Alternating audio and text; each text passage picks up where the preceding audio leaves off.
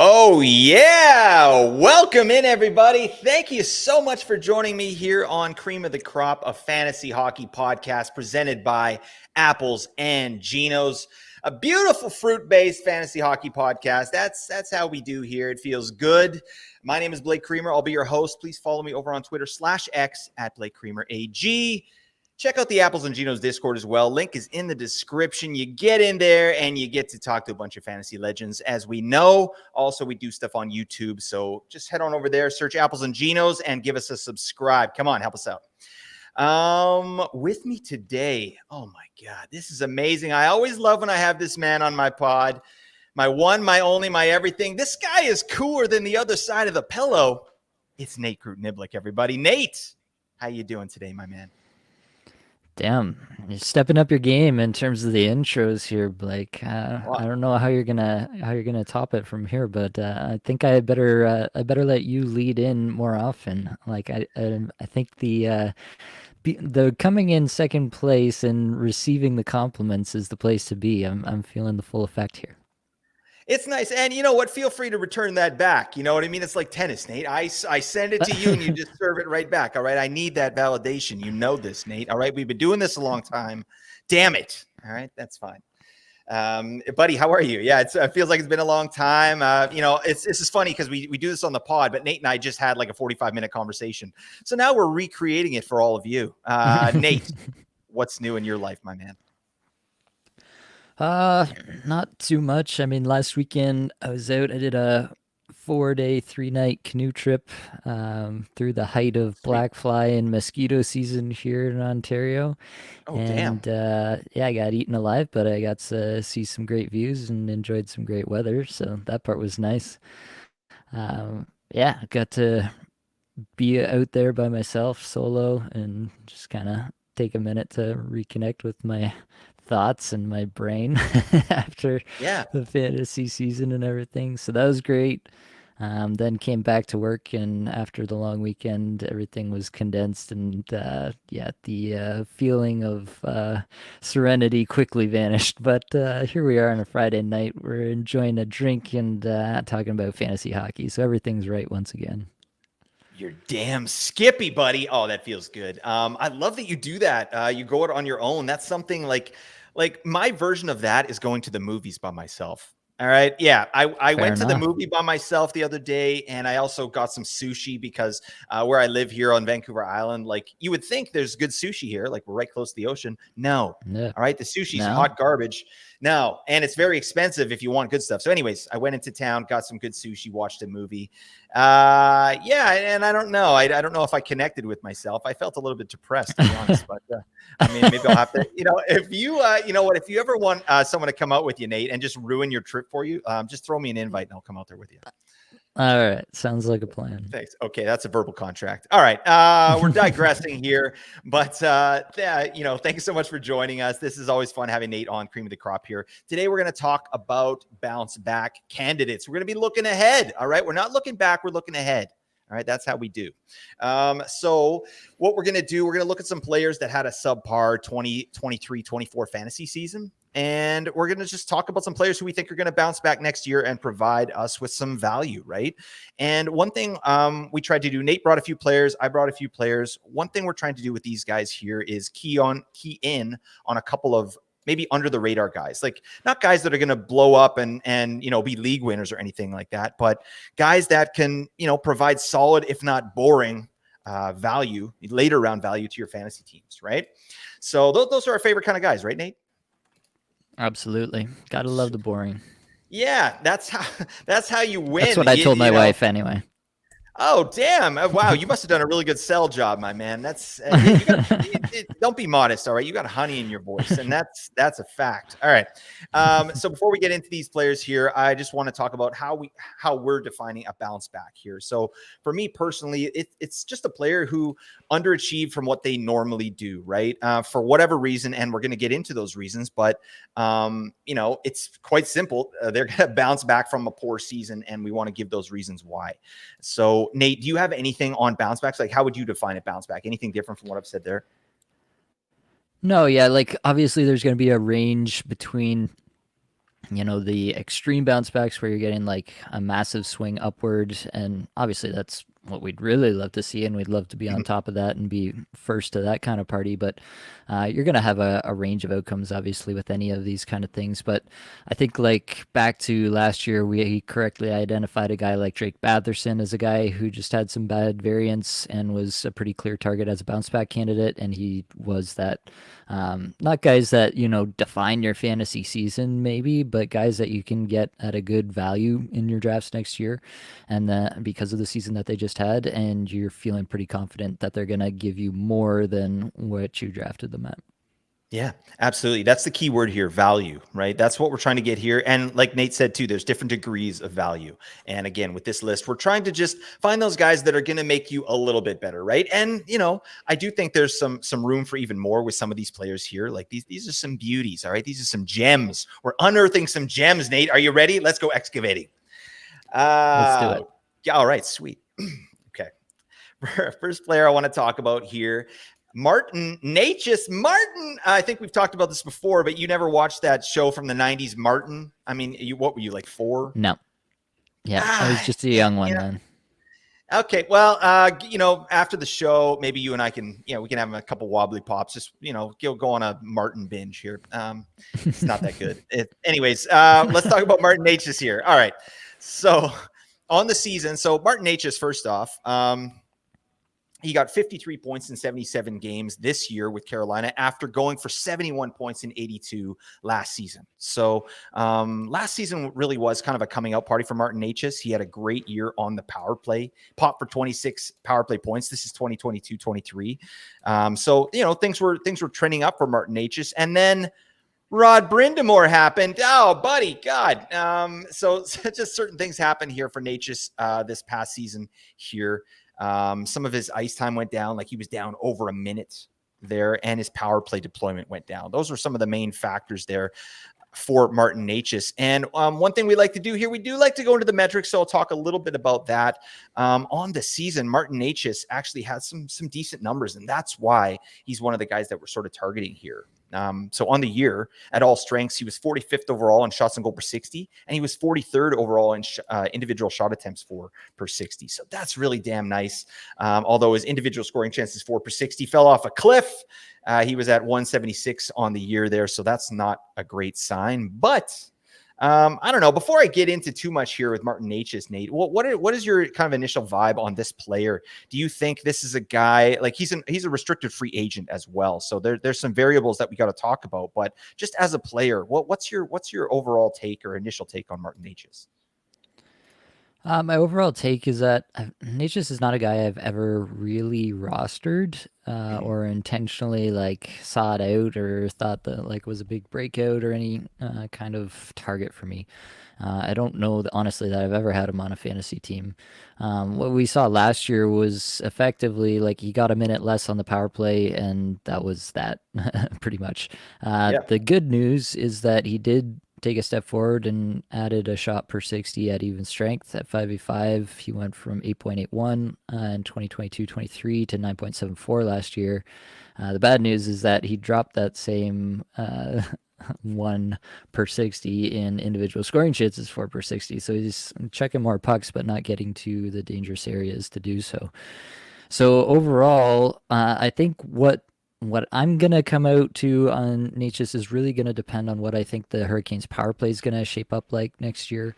Because, if it's going to be the same story as this year and he's likely not on the top power play based on what we're able to see of how they, assemble the team, they got some cap stuff they got to figure out this year and potentially move some things around. Are they bringing back Jake Gensler? Are they going to try to do that? Seth Jarvis really does seem to have laid a strong command on that top power play spot as well. So he's got to fight off some decent competition there for sure. And then you got your staples like Aho and Svechnikov. So I think it's a bit of an uphill battle for him to reclaim a bit more of that power play time like he saw the previous season. But that's really going to be key for me to see whether he can bounce back. The underlying metrics, the shots coming up is a nice thing to see. you know, the fact that he got less scoring chances could also be attributed to him potentially, playing with some different players this year. Moving away from Aho's line in a few cases. There are ways you can explain that away, I guess, is what I'm trying to say there. But overall, I think I feel really similarly about Necas the way I did coming into the year, and I feel like he's always just going to be one of these guys who I'm like starting to be like, okay, he's on the radar for my next pick, and then he's taken. Like Right. I'll always be like half a round to a round later than somebody in my league. Yeah. It's going to be interesting this year, though, because I'm not sure that's going to happen. Like after 40-point season, and, he's an RFA. So, like, I think what he gets signed for and where he signs, like, obviously, there's been Yep. some rumors, too, with Martin Necas, like, with Vancouver, actually. I was just reading today on Twitter, like, potential like sign and trade with Vancouver. I mean, this is all rumors at this point, right? But it's Sure. definitely not a lock that he goes back to Carolina. But after a 40-point season, like, I think even on, line 2, power play 2, this guy's still like a 60-point player. I think 60 points for Martin Necas is probably that's where he should live with, I think, a hell of a lot more on top of that if he does find his way onto the top power play there. And one thing, like when I was digging in on Martin Necas here, something I've been trying to do, again, I'm talking about all3zones.com. It's Corey Schneider. He does micro stats, zone entries, blah, blah, blah, all this stuff. Really valuable stuff because I'm just trying to get a little bit more granular on this. And something I noticed about Carolina that made me believe that Necas might have a better chance at bouncing back is that Carolina this year, they're slowly moving away from that dump and chase kind of effort-based offense that they've been known for under Rod Brindamore. And obviously he was just re-signed again for 5 years. So they're not going to reinvent the wheel over there. They're successful doing what they do. But definitely this year they've moved away from that a little bit. And they're going more to a rush-based controlled entry style that sort of lends itself better to players like Martin Necas, right? This guy is amazing. He's his main offense that he kind of brings to the table is his rush offense, right? He's very good at the cycle and forecheck offense that Carolina excels at, but he's also one of their best rushers, right? And I think if that's a style they're going to be going with, Necas could get a little bit of burn, right? And like you mentioned too, like his metrics are all trending upwards. I think, he has a lot more to give on the power play as well, even if it's on the second unit. Because digging in there, he was actually quite efficient, right? On the power play last season, he had more shots, more chances, higher shooting percentage. The only thing that really regressed was his IPP.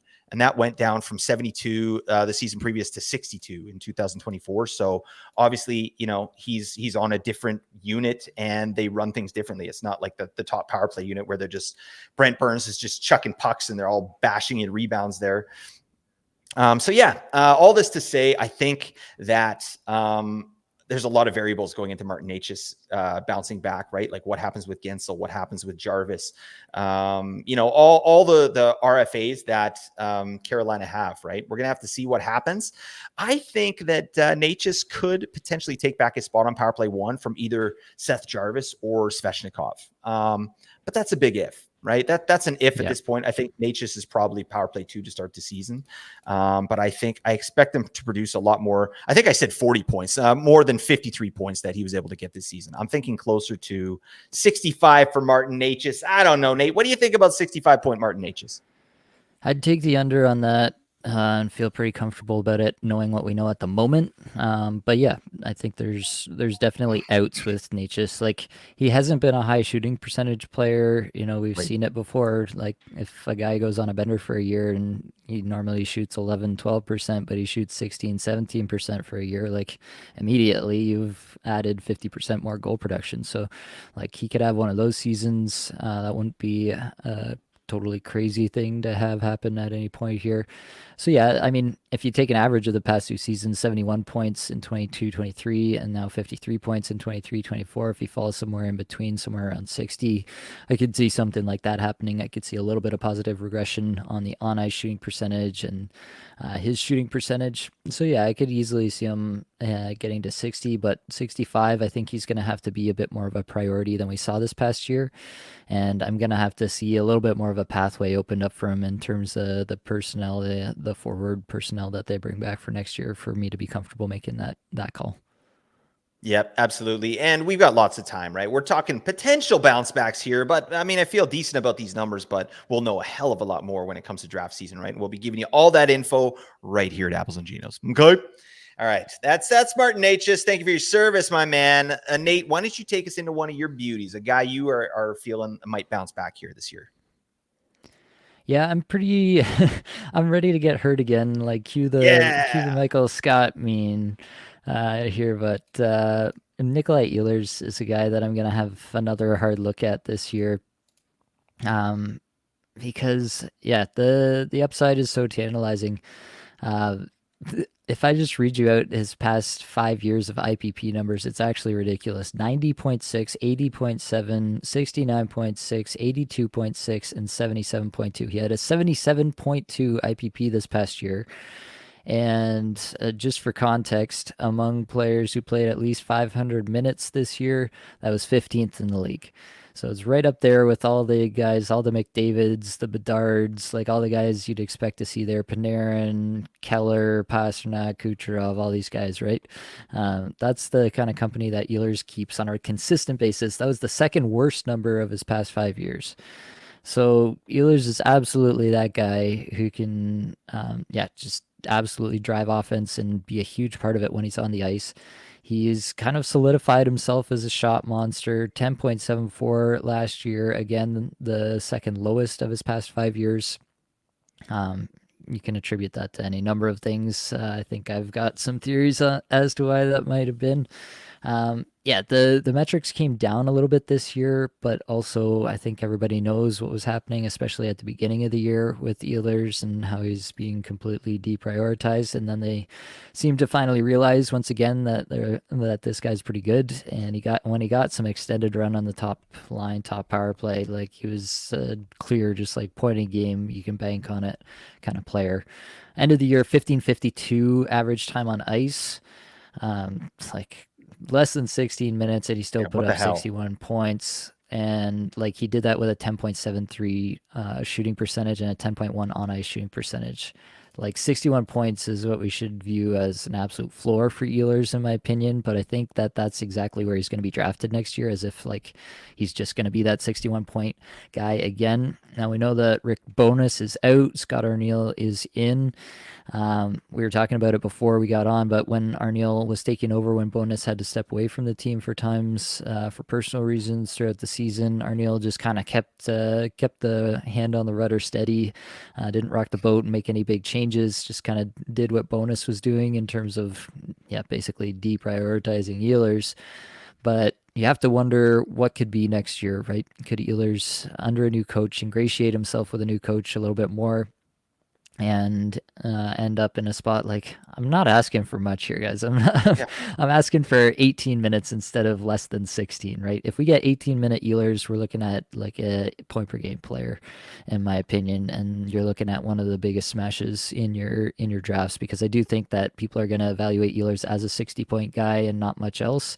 But Ehlers to me is a 60-point guy floor with a lot more potential to bounce back to an even higher high. So that's where I'm at on Ehlers. I'm ready to be hurt again. Talk me off the cliff here, Blake. Why should I not take Ehlers? I can't, damn it. Whenever I talk about Ehlers' metrics, I get slightly aroused. I mean, it's just ridiculous. I mean, this guy is everything we want in a fantasy hockey player, except he doesn't get any deployment. I don't understand it. Like 61 points. This guy got 0 power play goals on the season. 0. Nick Ehlers, no power plays.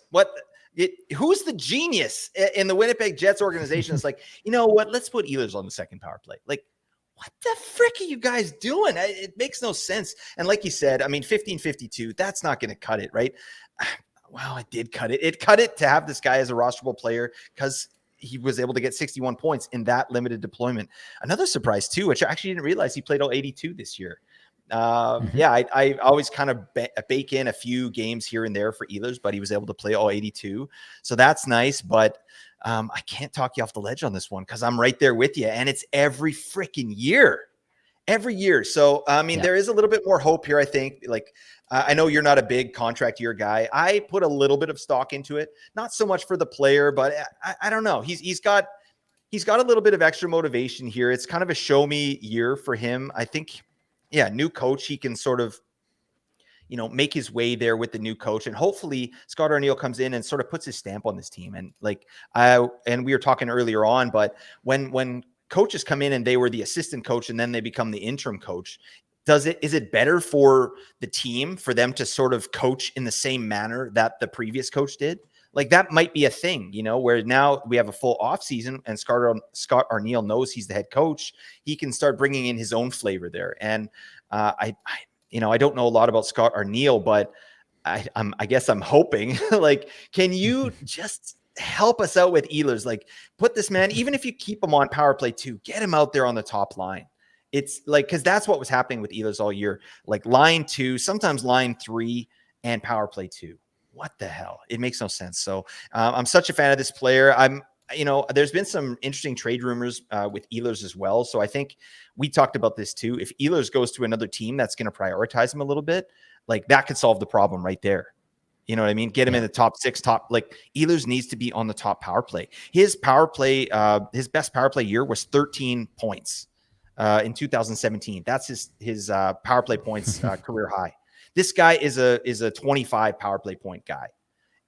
If he gets out there for reasonable time, he's never had any time. So it's untapped potential. He's 28. Like, what are we waiting for here? So I'm with you on the Ehlers love there. And it's going to be a player I'm probably going to have on a few teams here. And luckily I do think he is going to fall in drafts and we can be hurt again. You know what I mean? Let's go for it. Nate, you with me? We'll be like Thelma and Louise just going off the cliff. Yeah. And then we drive off and just Ehlers. And then we crash. So yeah. Are you down Sounds with that part me. of the story? Oh, sweet. Okay. I didn't know if you'd be into that. All right. So that's fine. We got a plan for what happens with Nick Ehlers. All right. Cool. Well, I'm with you there. Let's talk about another player who I think it's not a player I'm super high on ever, but it's a player that I really feel is going to do a hell of a lot better than he did last year. And that is John Gaudreau. Okay. Johnny Gaudreau of the Columbus Blue Jackets. Again, he's pulling a Huberto here on his new team, just getting worse and worse every year. It's crazy. His first year in Columbus. Oh, well, his last year in Calgary, 115 points. All right. That was the outlier for sure. That's not real. But his first year in Columbus, 74 points in 80 games. And then this year, 60 points in 81 games. That stinks, right? But I really feel like you got to give Gaudreau a pass on this year. You really do, because of all the crap that was going on in Columbus there, starting with, Mike Babcock coming in and doing his thing. And just imagine if your season starts that way. You're trying to get jacked up for the season. You're trying to get your mentals right. And then this ding dong comes in here and does all this weird crap. And like, it's just this massive story, right? Like these guys just want to show up and play. And I think when you start the season off like that, it wasn't good. And, season to forget for Gaudreau for sure. So when dug into his numbers here, they're down across the board at all strengths, right? His actual production for sure. And then even just looking at his advanced metrics, like 339th overall in shots on goal per 60. What? Thanks for coming out, John. Individual Corsi 4 per 60, 299th. God, this is an offensive player, folks. And then individual scoring chances for 383 on the year, buddy. No, that's putrid. So, and then you pair that with the lowest shooting percentage of his career at 7.5%. That's god awful. Like there's just so many things that happen. I think this season was so bad for John Gaudreau that we could just wipe it away. Just be like, you know what? Forget that season. Like, I think you can just tank it. It's like when teams have like just a really crappy game and they get blown out. That was the equivalent of what John Gaudreau did this season. He just got blown out. Right. And I really feel like, this is a player that has a lot more in the tank. He's a great offensive player. He had a massive drop in his shots on goal per 60, his individual scoring chances 4 per 60, as we talk about. They fell off a cliff. It's just like, I think coaching too, right? We've talked about Pascal Vincent a lot on this program here, and I don't know the man. And but one thing that it seems like his sole purpose on this team seems to be to alienate his players and his fan base. So that's, I don't know, that's on his business cards. So like, and Columbus was just getting caved in this year. They finished second worst at all strengths in Corsi against per 60 and second worst in scoring chances against per 60, right? Like that's awful. So when you're getting that that many pucks towards the net, that many scoring chances against. Obviously, they were getting scored on a ton, right? You're always playing from behind. It's hard to get anything going, right? So I really believe that Gaudreau's output here this season is less about his individual talent and more about his team environment. And that's sort of my take there. And the truth is that's not exactly changing coming up here, but they are going to have a new GM, right? We don't know. Maybe Don Waddell. I don't know. But that could make a difference, right? And maybe there is a benefit too to another year of familiarity with Pascal Vincent, right? Because truthfully, like Vincent was kind of thrown in the fire there, wasn't he? Like, take the reins, buddy. Take this, smoking hot garbage and do something with it, right? And he just added more garbage on top of it. But I don't know where, and even before I let you go here, Nate, Gaudreau's going to get all these players back, right? Hopefully a healthy Laine coming back. Healthy Patrick Laine is an asset. Is an asset to your team in fantasy and real life. Like they need that guy cooking, right? He's a great scorer. Zach Werenski, a full season there. Like, I don't know, where are you at with John Gaudreau? Do you feel like this is a guy that has, more juice there than a 60-point season he was able to put up this year? Yeah, I definitely think so. You look at just the kind of injuries that went on. You have Laine going out. If Laine comes back, if like Boone Jenner only had 58 games, you had Fantilli only had 49 games in his rookie year. What happens if he comes back and is taking another step? If you listened all year, you heard me talk about Fantilli with some pretty glowing terms at certain points throughout the season. I do think that Fantilli has all the upside in the world. Like, it would not shock me if this guy came out next year and posted a point per game season. I think that's within the range of outcomes for Adam Fantilli. And obviously, if that happens, you have to assume that Gaudreau's along for the ride, that Werenski's along for the ride, and all these guys are working together. That's obviously like an extreme high-end outcome, but I think just that being a possibility where one of these guys, if Laine can find some form once again, Werenski had a monstrous year, like single-handedly almost, even with everybody else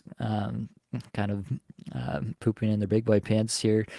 But I think there's just a lot of outs for Gaudreau, to be honest, with these players. Like with Jenner coming back, hopefully healthy for a full year, with Laine hopefully coming back, with Fantilli hopefully coming back and taking a step as potentially their 1C of the future.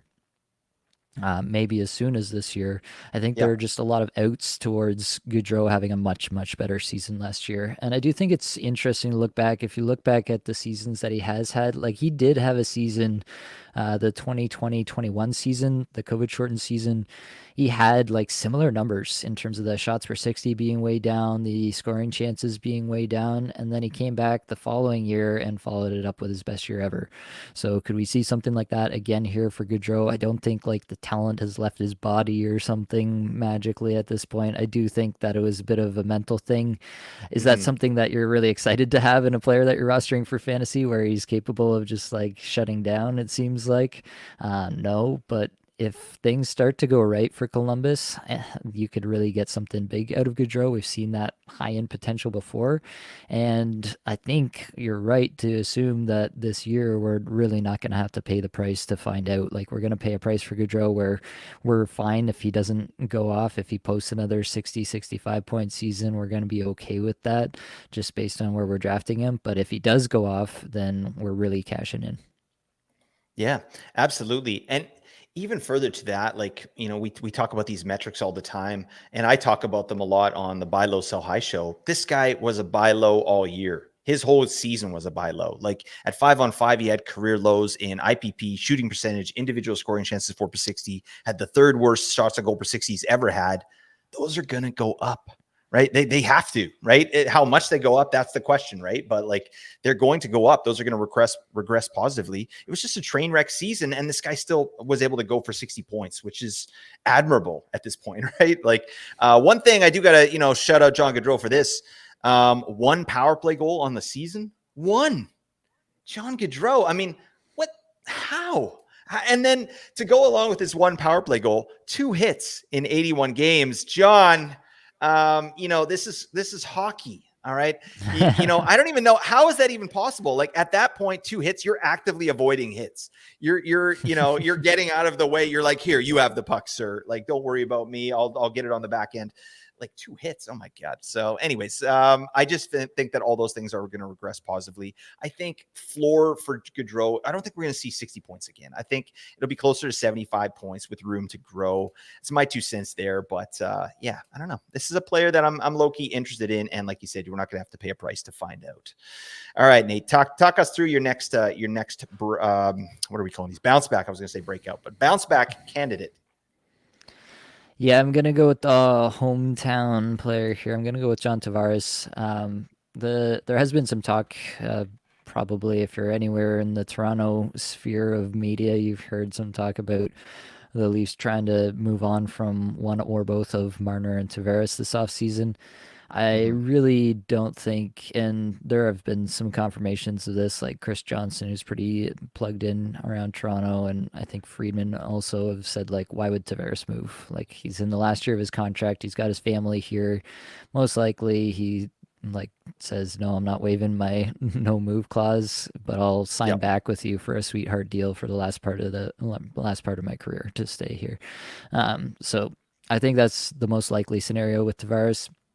So I think he's coming back to Toronto. I think he's still a pretty key member of the power play. And really, this is like, talk about a guy who is a buy low candidate.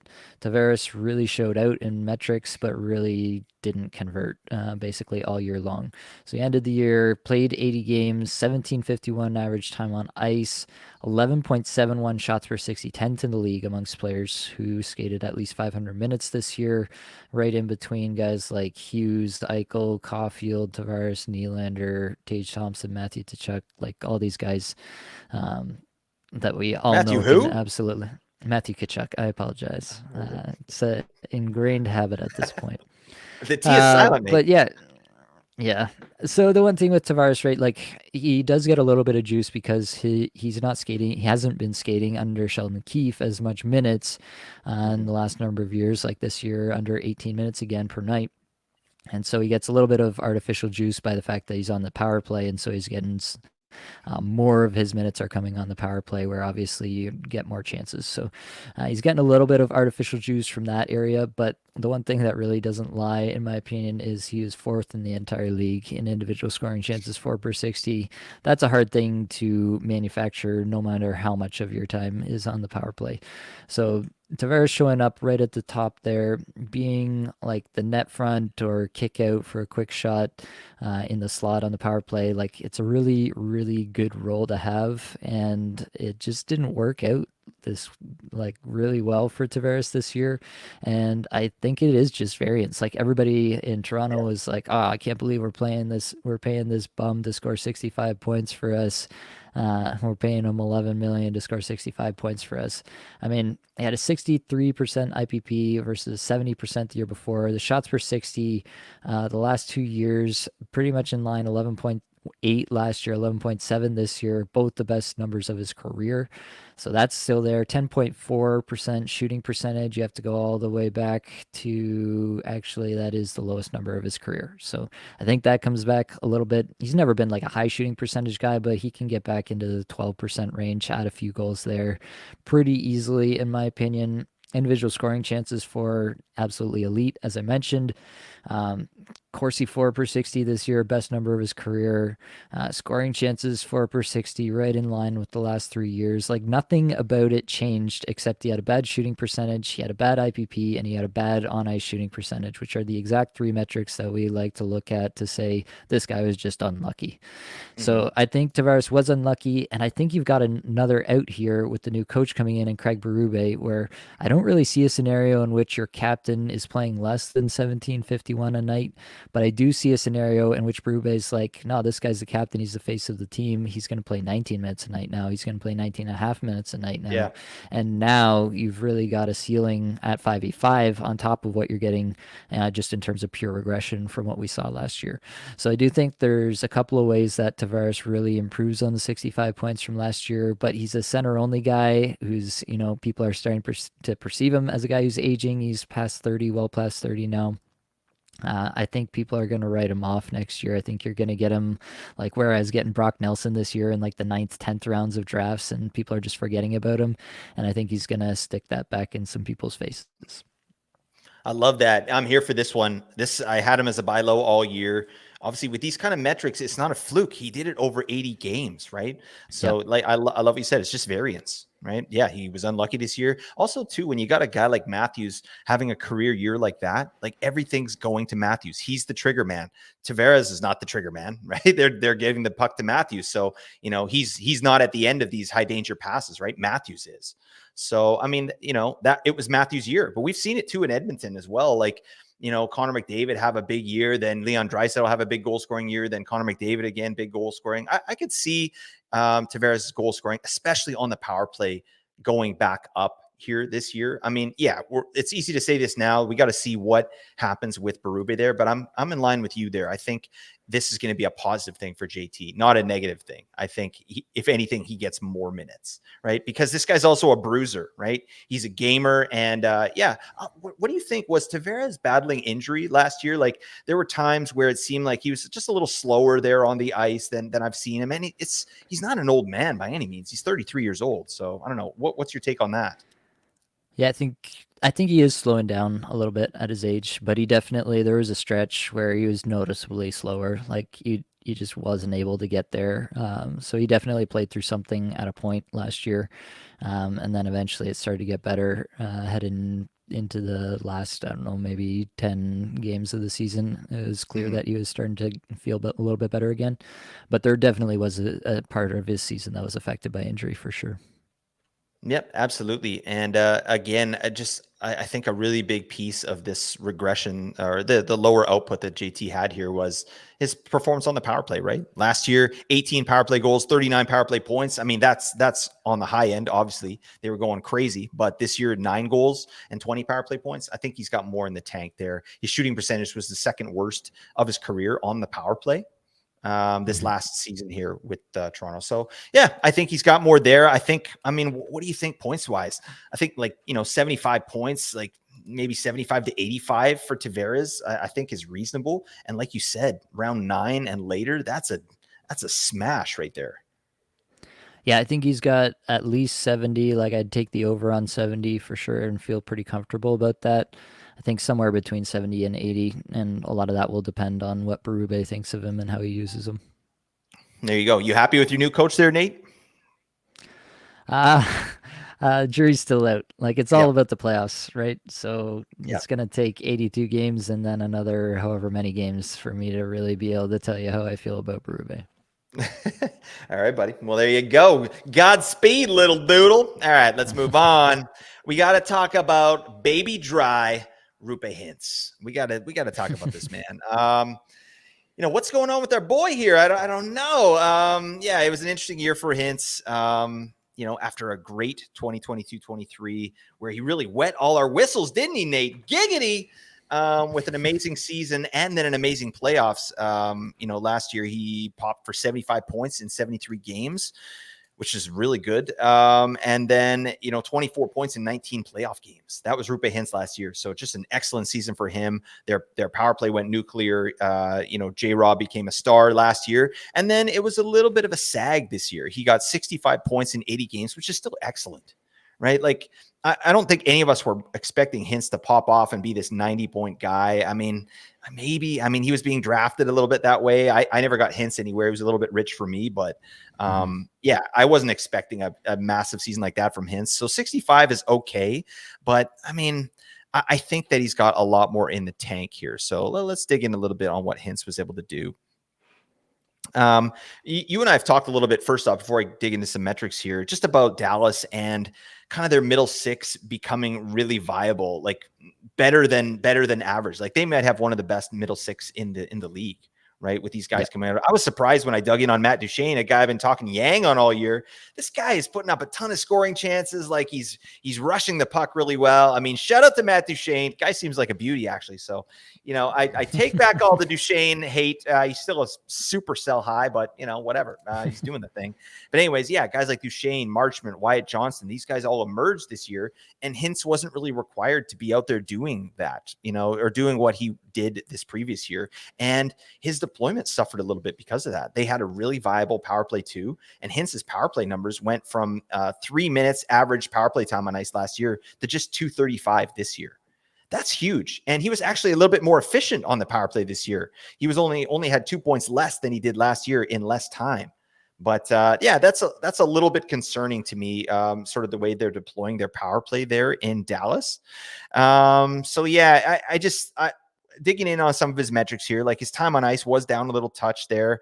The predictive metrics that we talk about here, they fell way off, right? Hintz's IPP went from 74% last year to 59% this year. This is at 5-on-5. Shots on goal per 60 down from 8.6 to 6.9. That's not good. You're going the wrong way, my man. And we know that Baby Dry is an efficient player. He wasn't as efficient this year. His shooting percentage went down from 15% to 12%. So, yeah. Oh, and his individual scoring chances 4 per 60 went down from 9.88 to 7.88, right? That's big, right? That's like, I think this is a little bit of a product of his line as well, because you and I were talking a little bit about this man as well. Pavelski, I think he's finally started showing some signs of decline, and he could be dragging that line down a little bit. Like, the guy can't skate. He's not carrying the puck in. Like, he basically just goes to his spot and sets up at even strength anyway, right? Like, on the power play, Pavelski's a little different, but in 2023, Hintz and his line, they were able to get in on the forecheck and cycle a little bit, right? And Hintz, when I dug in on this, he was the best on the team in shots off the forecheck per 60, according to all three zones again. And he was first overall on the team in shots off the rush per 60. That's a nice place to be for Roope Hintz there. But and that's why we were excited. But this season, yeah, he was still the Stars' best shot generator off the rush, but the cycle forecheck shots went way down. So that's just kind of an interesting piece. Like, they changed their offensive style, or that line in particular, they were focusing much more on the rush, and they weren't getting forechecks and setting up in there. They were kind of just a one and done type offense, which is really tiring. I don't know if anyone plays hockey. Like, I hate that, is when you got a guy that just rushes in. He's a crazy rusher, rushes in, and then the puck just goes right back down. It's like north-south hockey. I hate that. What kind of hockey player are you, Nate? You like to go east-west? Or you like north-south? What are you doing?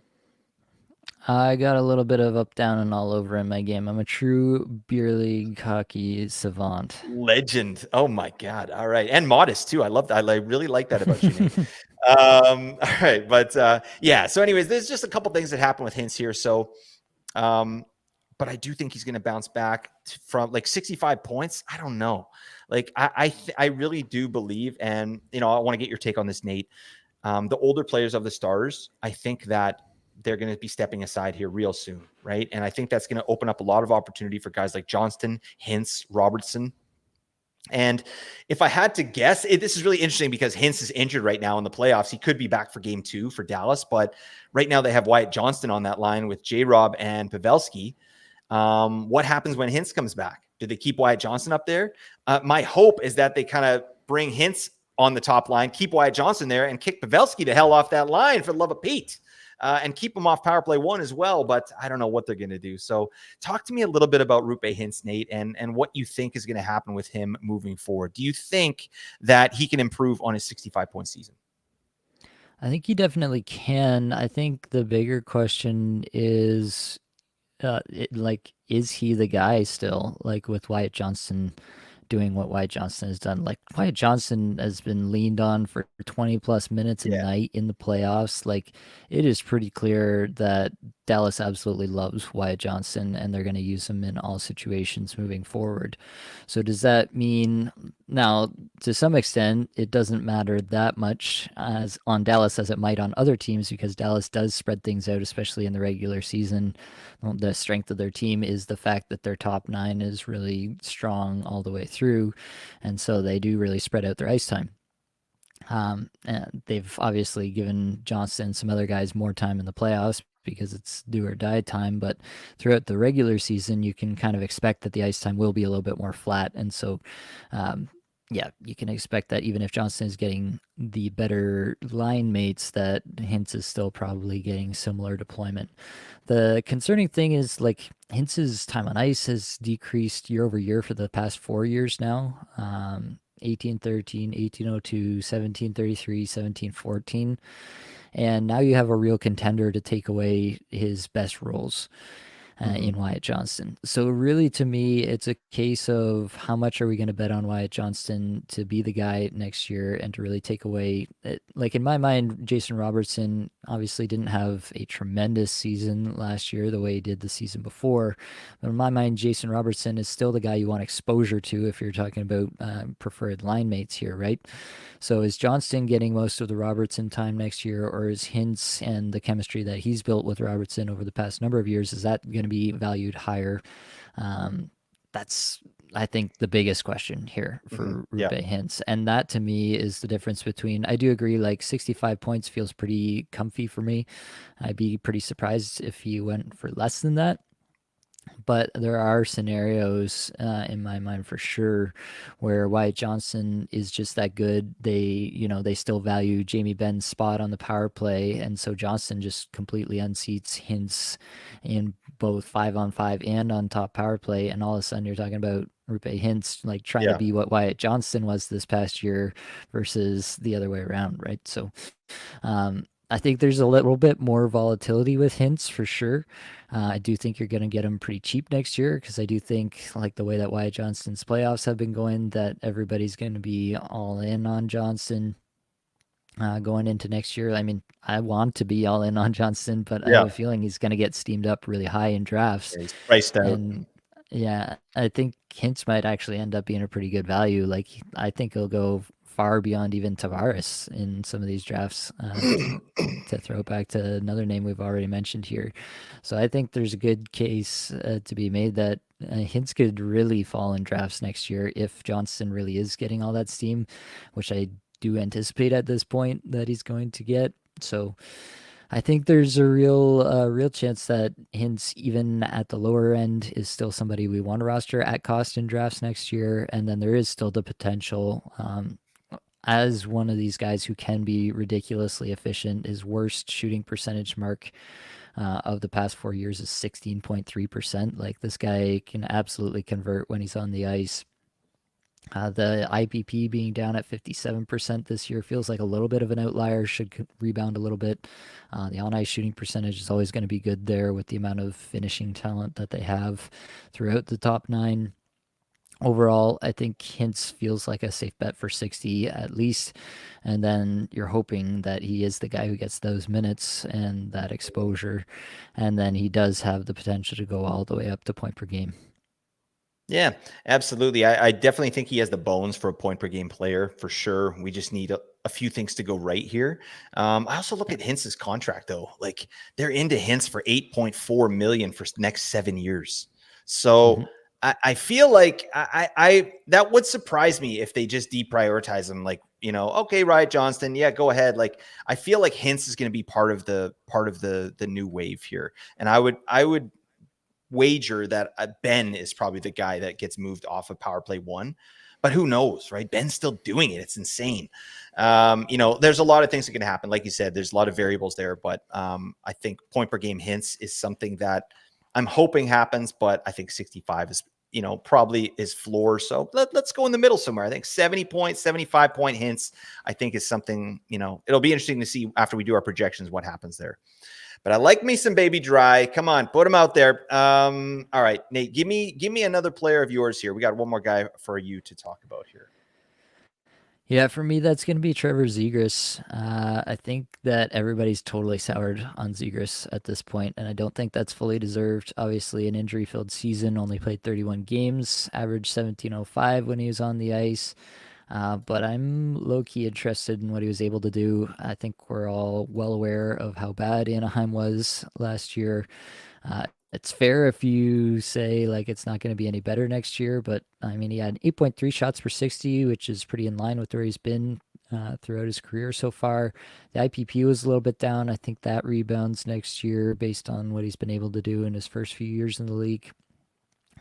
Everything else looks to be pretty much in line. He also had, an 8.3% on-ice shooting percentage, where he's been 10.24, 10.27, 10.76 the years before that.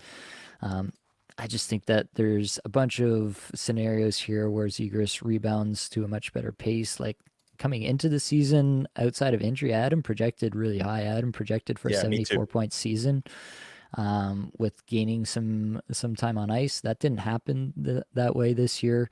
I think the Ducks are going to promote some of their talent from the lower levels this year, and I think that's going to be a nice infusion for them.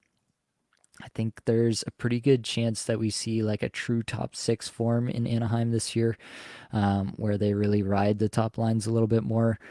And yeah, I just think a full year of Zegras and Terry, especially as the two guys who can command things, especially on the power play together, if they actually decide to run a top unit. There's just a number of ways that I think this works out pretty well for Zegras. This past year was absolutely an outlier. How much of a bounce back is yet to be seen, but I think that there's still a lot of upside with this player. I think a lot of people are writing him off after one bad injury-filled year, and I think that's just really poor process overall. I think you got to take a look at the pedigree of the player coming in, what he's been able to do in his first few years in the league before this past season, and realize that this is still a guy who's ascending, who's definitely not shown his full potential at the NHL level yet. Yeah, I agree with all of that. It's a player I like a lot. My main issue with Zegras is that his team, right? And not just his team environment, but how the coach thinks of him. Like there were multiple times during the season, and I know it was a frustrating season for Zegras. His body language definitely showed that, but like he was getting benched by Greg Cronin at times when he was healthy, and kind of embarrassed, in my opinion, like in front of other players, right? Like benching Zegras in important times, not putting him out in the last minute. His power play percentage share went down from 61% in 2022-23 to 53.5% this last year. And he's one of their best offensive players, if not like their best pure offensive player. This guy needs to be on power play 1. So that never made any sense to me. And Greg Cronin, maybe it's not the team, it's Greg Cronin that's giving me a little bit of pause with Zegras. And to be honest, I feel like there's a chance Zegras isn't even in Anaheim, like when the season starts. I saw some rumors with Trevor Zegras. I mean, doesn't mean anything's going to happen, but like I'm wondering if he's worn out his welcome there a little bit, and maybe a fresh start is in order for him. But that said, like, again, I projected him for like 70 points too, like 73 points or something. And this is just a massive, massive disappointment. Bad luck as well. Like really like terrible injuries that are not things you can sort of manage. Like, yeah, like did he break his ankle like at the end of the year? It's just like after, being back for like a couple of weeks, it's just ridiculous. So also just his power play performance and deployment. But in 31 games, he had 1 power play point. 1. That's insane. That will bounce back. Like he had 15 points. It was a 40-point pace. Like that will bounce back. There's no question this guy's a bounce back. It's just, I agree with you. I think that bounce can be pretty high actually. Like he could bounce back to a 70-point player, but he's going to need the confidence of his coach, Greg Cronin. And that's something that remains to be seen. I'm going to have to sort of dig in on, what's going on in Anaheim during the offseason here and see how, I like to read interviews with the players and kind of just see where they're at mentally and if they're excited coming into the year. And it's a player I'm excited about. I like the metrics, but I don't like the coach. Oh God, Greg Cronin, what are you doing? Put Frank Petrano out some more. What the hell is this? Maybe the Leafs send Marner down to Anaheim and we can get back some Zegras. Maybe send us some Minchikov. I'd be okay with that one. Oh, damn. All right. What a prognosticator you are. Just, would you do that? I would. Zegras and Minty for Marner. All right. That's not too shabby. I think I might do it. It'd be close, but I think I might do it. That's not too shabby. And throw in Radko Gudas. All right. Just so we can reunite him with Joseph Wall. They can, bury the hatchet, and that's nice. They can recreate some old photos. Yeah, exactly. Buddy, we're running short on time. I do have other players I want to talk about. So why don't we do like a little rapid fire? Just talk about some of these honorable mentions. And I just want to get your thoughts on these players. So the first guy I want to talk about is Dylan Cousins. I have a bunch of notes on this player, but this is a guy that I think is going to bounce back big time. Buffalo in general was terrible last year, like, pretty much across the board. Cousins had a year ago in 2022-23, 68 points in 81 games. Really nice. Last season, 47 points in 79 games, but he played more ice time. He played a little less on the power play. His shooting percentage went down. Where are you at with Dylan Cousins? Do you think that the Sabres, now that they've got rid of Mr. Granato, who made some very questionable coaching decisions there, and they brought in Lindy Ruff again, what do you think the impact is going to be on some of these young guns here in Buffalo, particularly Cousins? Do you think he can bounce back from that 47-point season?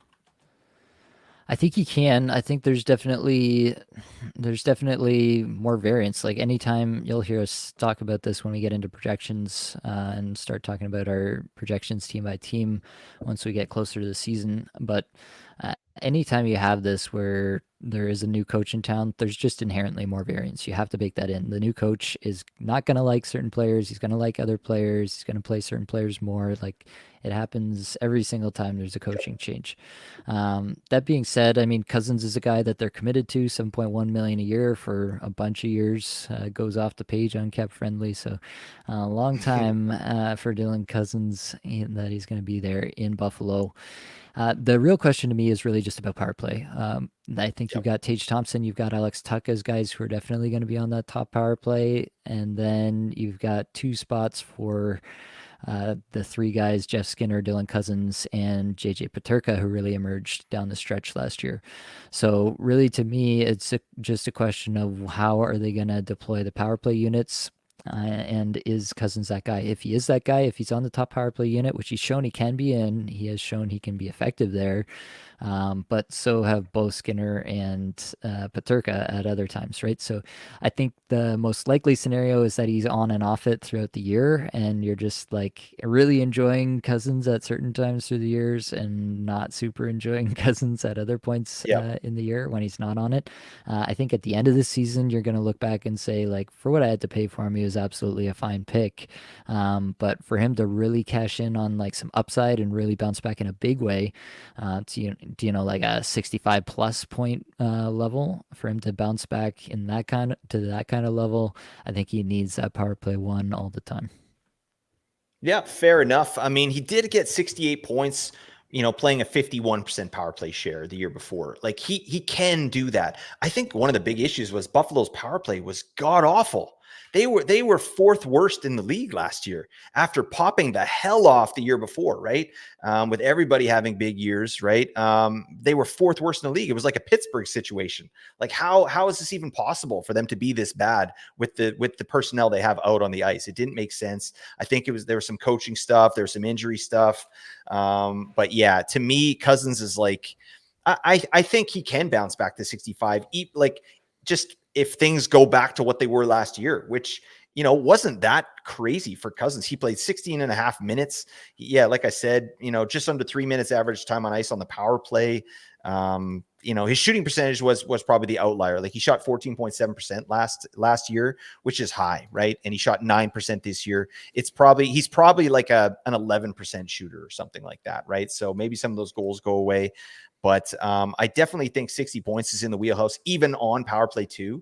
And I think that this is a player that could have 70-point potential if he gets power play 1. Like you were saying, like if everything goes right, I think we could maybe see 70-point Dylan Cousins. So plus something that got me on a Cousins was his performance at this IIHF tourney. This guy's popping the hell off. He's leading Canada with 8 goals in 8 games, and he's got 10 points. Like he's having a real nice showing. And just in my experience, when guys do things like that and they have, big performances in these tournaments, these off-season tournaments, they sometimes come back into the year with a different kind of swagger. And this is a young guy. He's 23? Yeah. Like he's good to go. He's locked into this team. I think that Lindy Ruff is going to be really good for these young guys. Peterka, Cousins, Tage is going to have a massive bounce back. We didn't talk about Tage today, but he's bouncing the hell back, folks. Book it. But yeah, I'm low-key excited about Dylan Cousins too. And again, you're not going to have to spend a bunch to get him. I want to get your take here, Nate, let's talk about Elias Lindholm of the Vancouver Canucks. He's a UFA going into the offseason here. He just did an offseason presser there for the Canucks, and it wasn't filling me with the most confidence in the world that he was going to be coming back to Vancouver here. So I have this feeling that he's going to be going elsewhere, but he really kind of showed out in the playoffs here. A great 2-way player who didn't really, didn't get it done this season. Like Had a down year in his last year in Calgary. He was 64 points in 80 games, which is reasonable. But then this year, between Vancouver and Calgary, only 44 points in 75 games. He's a lot better than that. I think this is a 60-point player if he's healthy. He had some injury issues in Vancouver once he got here, and who knows before then with Calgary. But what's your take? What's your feel with Elias Lindholm? I mean, he might be a new player on a new team, so we got to bake that in. But do you see this guy returning to form? Yeah, I definitely do. Like, I think there was a discernible Calgary effect. Like, in Calgary this year in 49 games, he shot 6.9%. Like, that's not going to happen again. It's not within the realm of outcomes on any team. It will be interesting. Like, the amount that I'm excited about Elias Lindholm will depend obviously on where he goes. If he went to a team that had a clear spot on the top power play waiting for him, had a clear need for a center between two prime wingers just waiting for him, like, there are scenarios in which you could get pretty excited about Lindholm. But at the least, like, I think this guy is for sure a top six player who's going to get 18 plus minutes a night on a top power play somewhere.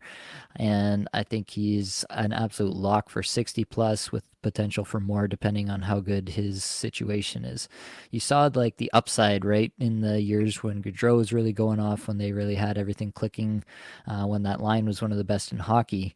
And I think he is that guy. I don't think he's a guy who he's a little bit more of the Hintz rather than the Robertson. If we go back to the Dallas analogy, he's not necessarily the guy who drives it, but he can absolutely fill those shoes and be like a top line player with top line players on his line who can drive the play. So I think that Lindholm has a lot of potential to be somebody that I'm excited about, but I'm definitely going to have to wait and see where he goes to be fully on board. Yep, absolutely. Just a name to watch. I could see him going to Boston like he was supposed to at the trade deadline, right? I could see that happening. And that would be great. Oh my God. Like, yeah, we'd be looking at 80-point Lindholm again. I think you could probably just pencil that in right now. So I hope he does sign with the Canucks again, though, because this guy was quite noticeable in the playoffs. Like, he was one of the Canucks' best players. But anywho, there's one more I want to get your take on. This is not a sexy name, but I think it's an interesting name for fantasy coming up here. We're talking about PLD. He's dynamite. Yeah, Pierre-Luc Dubois. I just threw this guy's name on here because of how horrible his first season was with LA. My God. He got 40 points in 82 games after signing a massive contract with the team. It just couldn't have really gone worse from a production standpoint. And when they got bounced in the playoffs, they were already talking about buying out this man's contract. Like, he's there for 1 year. They're like, should we buy out PLD? Like, I don't, maybe give him another season to just see what's going on. But yeah, like, it was just a terrible season across the board for PLD. Like, shooting percentage was down a little bit. Shot count was down. He wasn't even hitting really. Power play performance non-existent, and his time on ice. That was the really huge piece.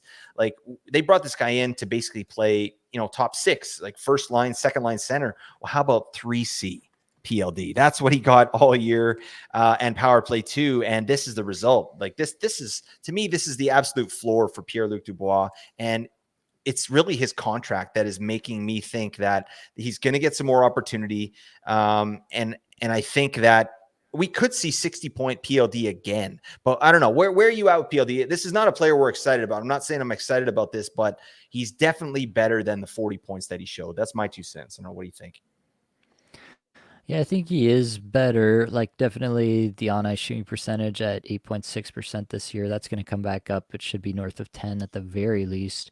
The shots per 60 were down this year after 2 pretty solid years in Winnipeg, up above 9, down to 6.8 this year. I feel like that should come back, but I think it is worth noting, like, I mean, they re-signed Jim Hiller, and they've made him the coach. He had a pretty defined role for these guys, similar to the way that McClellan was running the team.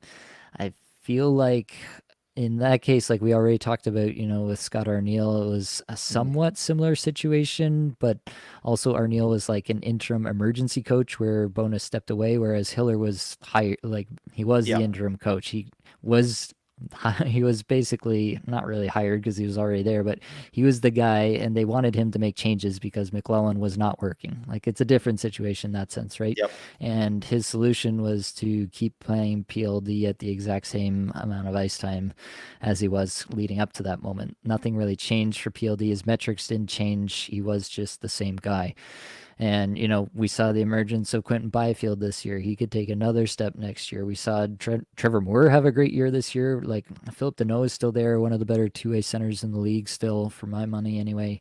You've got Kevin Fiala, you've got Kopitar. Like, really the upside case for PLD in my mind is that Kopitar is finally cooked, which I think, in my mind, there actually is some evidence that Kopitar could be slowing down finally. And so PLD maybe steps into that role and gets some more minutes that way. But you have to really squint to see a much, much improved role for PLD next year. And I think he needs a better role to have any chance of really returning a ton of value. I can't say I'm excited about PLD, but it's definitely a name, just given the couple of seasons that we have seen where he was up above 9 shots per 60, which is a solid number. And if he got the role, if he was alongside Fiala and Byfield, like, there are some players there that could get you a little bit excited about his fantasy potential. I just don't think, I think people had this vision of Dubois as a guy who was going to be a point per game player, almost like a Patrice Bergeron kind of two-way guy who's going to shut people down and also score a point per game. I just don't think that was a realistic expectation for Dubois at any point. Was the season really bad? Yes. Should he bounce back? Yes. But to what extent? I don't know. And it's probably more dependent on other players than it is on him, which is always a little bit scary for me. Yep, for sure. There's a lot of what ifs. I feel confident that he will bounce back, but I mean, what does that look like, right?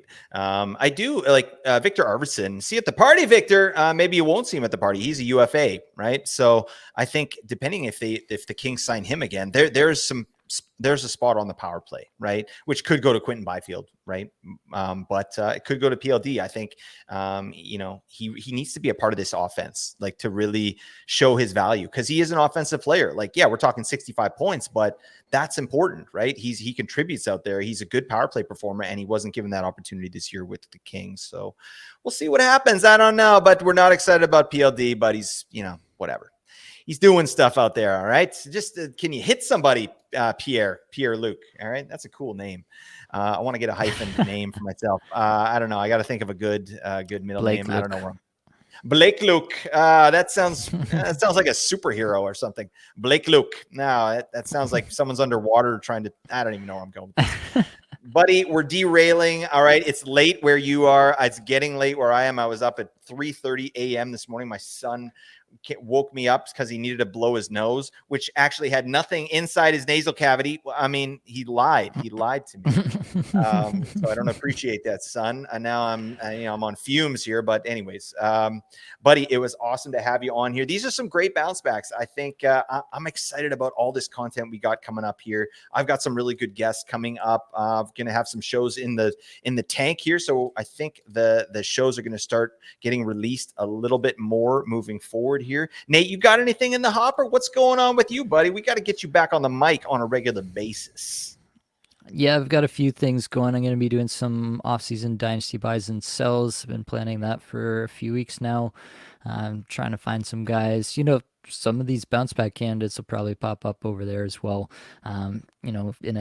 In a dynasty market, in a deeper keeper setting, you want to take advantage sometimes of these scenarios that we've talked about, where the guy has underperformed for some reason, or at least public sentiment around a player has changed for some reason. Sometimes not even the numbers have really changed. It's just there's been a lot of narrative, like in the media or something, around a player, and so you can kind of swoop in. So that's something I'm going to be looking to do. And then I did the show last year, but I've also got a top 10 shocking statistics from last year. Shocking! Oh my God! Always, I felt a little electricity come from the microphone. That's not true. I don't know, but I want to jump on one of those with you if we can. I love that. I love that shocking statistic one. So that's some good stuff coming out. Plus, once we get into draft season, oh my God, I've got some guests lined up to do some, prospect talk for the draft, the NHL draft, and then it's free agent frenzy, and then all kinds of crazy stuff will ensue, right, Nate? Oh, buddy. Absolutely. We're getting the biz. and it feels right. Well, thank you so much for listening, everybody. He is Nate Gruniblick. I am Blake Creamer. Please follow us over on Twitter/X. Do all those things. Rate the pod. Thank you for your service. Celebrate your day. Bye for now.